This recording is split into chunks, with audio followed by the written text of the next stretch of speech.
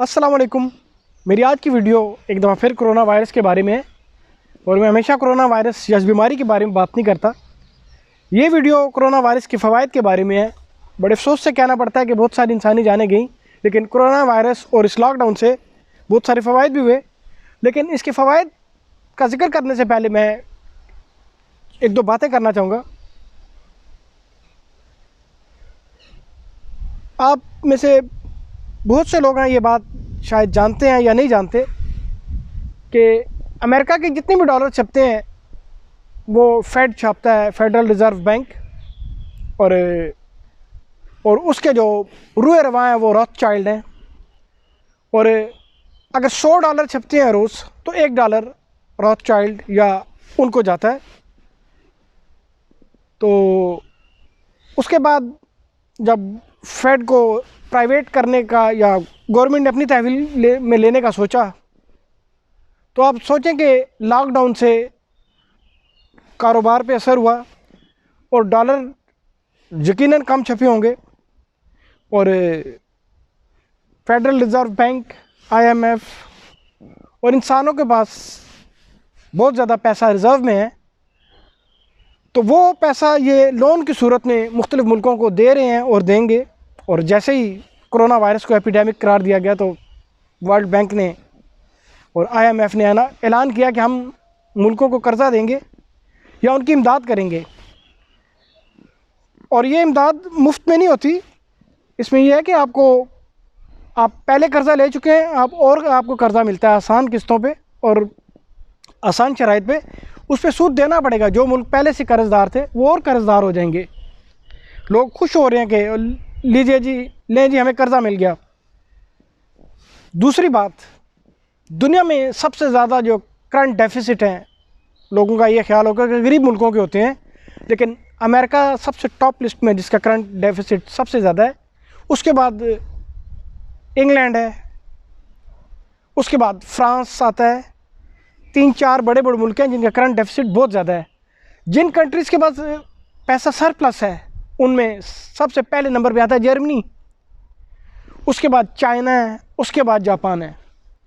सारे मुल्कों की लिस्ट अगर बयान की जाए तो एक बड़ी लंबी बात हो जाती है, लेकिन मैंने 3 बड़े बड़े मुल्कों की करंट डेफिसिट जो कम है और 3 मुल्कों के जिनकी करंट डेफिसिट या जिनके जो बैंक्स में पैसा सरप्लस है, तो ये सारी चीज़ें IMF, रॉथस्चाइल्ड और ये सारी चीज़ें आपस में जुड़ी हुई हैं। उसके बाद आप जिस शख्स को भी फ़ोन करते हैं, पाकिस्तान में हम लोग फ़ोन करते हैं या फ्रांस में लोगों को फ़ोन करते हैं, जो जिससे पूछते हैं आपके घर में सब खैर खैरियत है, तो सब यही बताते हैं कि हमारे घर में खैरियत है। तो आपको कहीं से अल्लाह ना करे किसी को सुनने को मिलता है हमारे घर में एक कोरोना का मरीज़ है। और ऐसी बहुत सारी ख़बरें सुनने को आई हैं कि जो लोग कोरोना के मरीज़ नहीं होते उनको भी कोरोना का मरीज़ ज़ाहिर करते हुए वेंटिलेटर में डाल के वो फौत हो जाता है। और इसके नंबर्स में इजाफ़ा किया जा रहा है। जैसे ही नंबर ज़्यादा होंगे जिस मुल्क के, उससे कोई ना कोई चीज़ जुड़ी होगी। मेरा 100% ये ख्याल है कि 9/11 का जो वाक़या है और ये जो कोरोना वायरस का जो कहानी है, ये दोनों तकरीबन एक जैसी हैं। दोनों में काफ़ी सारी चीज़ें मुश्तरक हैं। 9/11 का जब वाक़या हुआ तो पूरी दुनिया में दहशत गर्दी हुई का एक प्रोपेगेंडा किया गया। उसके बाद ये और कारोबार मुतासिर हुए और उसमें भी बहुत बड़ा करंट डेफिसिट हुआ। और जो ये स्टॉक एक्सचेंज है ये नीचे चली गई। इसमें इन्होंने ख़ुद लॉकडाउन किया और ख़ुद स्टॉक एक्सचेंज नीचे गई। गुज़श्ता 2 माह से स्टॉक एक्सचेंज का ग्राफ नीचे जा रहा है। उसके बाद उसकी भी दहशत थी, 9/11 की दहशत गर्दों ने किया। इस बीमारी की भी दहशत है और लोगों के अंदर एक अजीब किस्म का खौफ है। वो भी मेरे ख्याल में एक कॉन्स्पिरेसी थी, एक साजिश थी, और ये भी कोई साजिश का हिस्सा हो सकता है। अब आते हैं कोरोना वायरस के फ़वाइद की तरफ। मैं 1-2 दिन पहले पढ़ रहा था ओजोन लेयर के बारे में, तो उसके जितने भी हेमिस्फीयर्स हैं, राइट, लेफ़्ट, साउथ, वो सारे रिपेयर हो रहे हैं। तो ये तो एक बहुत बड़ा फ़ायदा हुआ, क्योंकि इंसान ने कभी भी दुनिया में सबसे ज़्यादा गाड़ियाँ सऊदी अरब में हैं, उसके बाद अमेरिका में, फिर यूरोपियन कंट्रीज़ में हैं। बहुत से मुल्कों में इंसान कम है और गाड़ियाँ ज़्यादा हैं, तो जितनी गाड़ियाँ चलती हैं उतना उससे पोल्यूशन फैलती है। तो गुज़श्ता 1.5 माह से बहुत सारे मुल्कों में गाड़ियाँ नहीं चल रही, या जो जितनी तादाद में गाड़ियाँ चलती हैं उससे कम चल रही हैं, इसलिए पोल्यूशन कम है। और आपको ख़ुद महसूस होता होगा जब किसी पार्क में कभी किसी वजह से जब आप जाते होंगे तो आपको फ्रेश ऑक्सीजन महसूस होती होगी, और उसकी वजह से परिंदे बड़े सुकून में हैं। आपको परिंदों के चहचहाने की आवाज़ आती होगी, आपको जानवर भी, कुछ इलाकों में जानवर भी गलियों में और आम पार्कों में नज़र आने लगे हैं, जो कि पहले कभी नहीं थे। कोरोना वायरस का एक बहुत बड़ा फ़ायदा फार्मेसीज़ को होगा, उससे आपके मास्क बिकेंगे, उनके सैनिटाइज़र्स बिकेंगे, उनके ग्लव्स बिकेंगे। जैसे दहशतगर्दी में बहुत सारे सिक्योरिटी का काम का इजाफा हो गया पूरी दुनिया में। पहले इतनी सिक्योरिटी गार्ड और सिक्योरिटी के काम इतने नहीं हुआ करते थे। अब आप जिस भी इदारे में जाएं, दफ्तर में जाएं, स्कूल में जाएं, हॉस्पिटल में जाएं, किसी दुख शॉप में जाएं, आपको सिक्योरिटी का बंदा कोई ना कोई नज़र आता है जो आपको चेक करता है। अब इस वायरस के बाद आपको मास्क नज़र आएंगे, ग्लव्स नज़र आएंगे, और बहुत सारी कंपनियां ऐसे कॉन्ट्रैक्ट खोलेंगी जिसमें ट्रेनों की, बसों की, घरों की, दुकानों की सफाई का काम बहुत ज़्यादा निकलेगा। एक तरह का एक नया रोज़गार पैदा होगा, रोज़गार के नए मौके पैदा होंगे। उसके बाद कोरोना वायरस का जो सबसे बड़ा फ़ायदा हुआ, जिसमें मैं ये कहता हूँ कि मीडिया का किरदार पहले भी 9/11 में भी उनको इसी काम के लिए बनाया गया था कि आप लोगों के अंदर खौफ और हरास पैदा करें, और अब भी मीडिया खौफ और हरासी पैदा कर रहा है।